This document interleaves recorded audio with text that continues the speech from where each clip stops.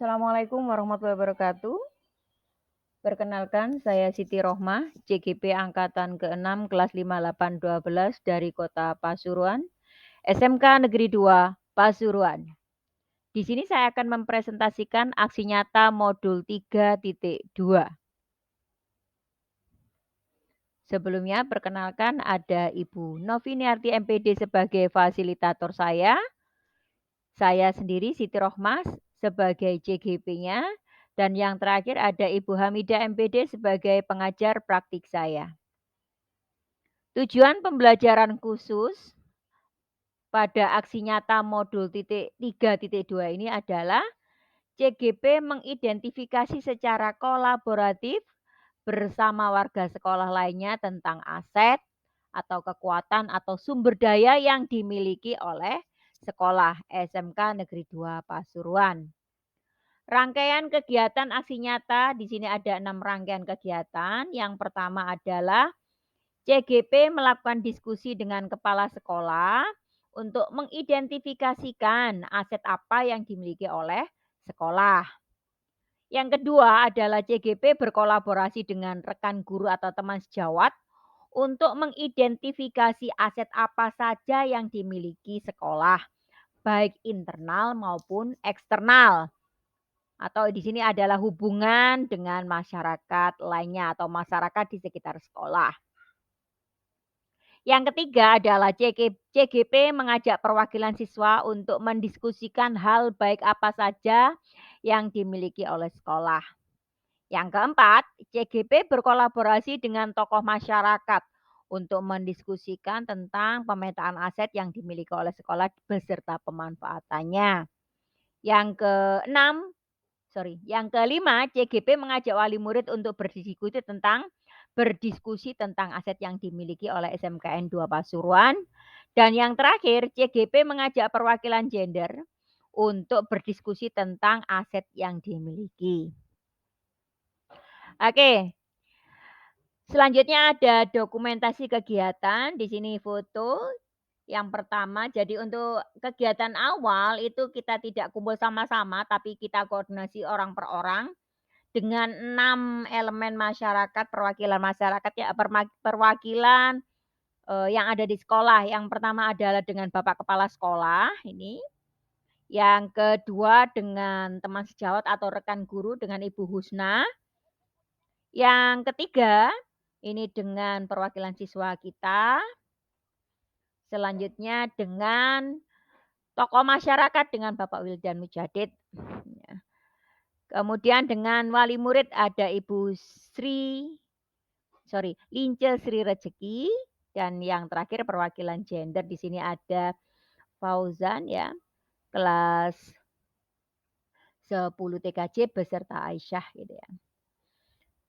Oke, kita lanjutkan dengan kegiatan koordinasi ini yang secara bersama-sama. Jadi untuk pertemuan pertama kita sendiri-sendiri dengan orang per orang, 6 elemen masyarakat tadi, 6 elemen, yang ada di sekolah tadi, dilanjutkan untuk pertemuan ke-2, 3, dan 4, itu kita bersama-sama menyatukan pendapat kita, ide-ide kita tentang pemetaan aset dan pemanfaatan yang ada di sekolah kita. Ini secara bersama-sama pada kegiatan pertama. Ini kegiatan kedua di dalam ruang guru dan yang terakhir ini juga sama. Kalau yang kegiatan terakhir, pertemuan keempat ini kita sudah menyimpulkan, jadi menyimpulkan apa saja yang kita peroleh. Oke, selanjutnya adalah dokumentasi kegiatan notulen. Ini ada 4 sesuai dengan pertemuan tadi. Yang pertama ini nanti ketika kita sendiri-sendiri ya, CGP-nya berkoordinasi dengan yang pertama Bapak Kepala Sekolah ya, kita tuangkan di sini, dijadikan satu menjadi notulen. Kemudian dengan, rekan sejawat, teman sejawat, dengan murid, dengan perwakilan gender, tokoh masyarakat ya, dan dengan muridnya sendiri. Pada pertemuan kedua kita bersama-sama kumpul, ini menyatukan, bertanya apa saja yang dimiliki kita tulis di situ ya. Dan pada pertemuan ketiga kita menambahkan kemarin ngomongnya apa, modal manusia, modal ini, oh kurang ditambah tengah modal politik, modal finansial, modal alam, lingkungan, modal agama budaya ditambahkan di sini. Dan pada pertemuan yang terakhir itu kita menyimpulkan, merangkum apa saja yang telah kita diskusikan bersama-sama pada awal koordinasi, kemudian pada rapat yang bersama-sama kita kumpul sama-sama pada pertemuan kedua dan ketiga. Pada pertemuan keempat kita merangkum apa saja yang kita ide-ide kita apa saja gitu ya. Jadi kesimpulannya nanti ada di sini. Ini kesimpulan hasil pemetaan aset beserta pemanfaatannya dari apa? Dari hasil diskusi antara kepala sekolah tadi, guru, perwakilan siswa, tokoh masyarakat, wali murid dan perwakilan gender dan dipetakan juga. Ini pemetaannya ya. Yang pertama adalah modal manusia. Modal manusianya kita rangkum di sini kita jadikan satu dari beberapa pendapat 6 tadi, disimpulkan bahwa untuk modal manusia SDM-nya itu cukup memadai dan kompeten. Memadainya bagaimana? Pendidikannya rata-rata sudah S1 dan S2-nya juga banyak di sini. Rata-rata juga sudah ASN bersertifikasi, ada juga CGP-nya. Jangan salah di sini siswa-siswanya juga heterogen ini juga merupakan suatu aset ya.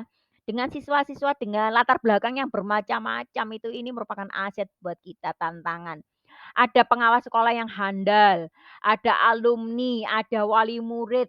Wali murid sama alumni ini juga ikut berperan aktif mendukung program-program sekolah. Pada bagian yang kedua untuk pemetaannya itu adalah modal manusia. Sorry, modal sosial. Modal sosialnya bagaimana? Kekeluargaannya itu cukup baik. Sesama guru berkolaborasi, pembimbingan kepada murid itu penuh kasih sayang. Komite, wali murid dan warga sekitar itu sekolah itu saling mendukung sepenuhnya program sekolah ya. Adanya grup ya, grup WA, grup di Facebook itu ada ya antar wali murid dan guru itu sangat baik. Dan di sini juga ada videotron ya. Mungkin jarang Mas Ian, kalau videotron di SMK 2 ada. Ini ada di depan sekolahan, ini sebagai arah promosi. Jadi masyarakat sekitar itu bisa tahu kegiatan kita apa saja sih gitu ya. Jadi bisa melihat secara langsung dengan layar yang cukup besar ya. Jadi bebas melihatnya bisa sambil pas jalan-jalan sore itu bisa kelihatan atau pada waktu pagi hari orang berlalang bisa sambil lihat kegiatan di SMK 2 ini sebagai area promosi juga. Oke, selanjutnya modal fisik ya. Modal fisik ruang kelas di SMK 2 itu sangat memadai sekali. Bengkelnya untuk praktik itu dilengkapi dengan sarana prasarana yang cukup. Ruang gurunya juga rapi. Ada tower ya di SMK 2. Jadi untuk WiFi itu cukup bagus dan lancar.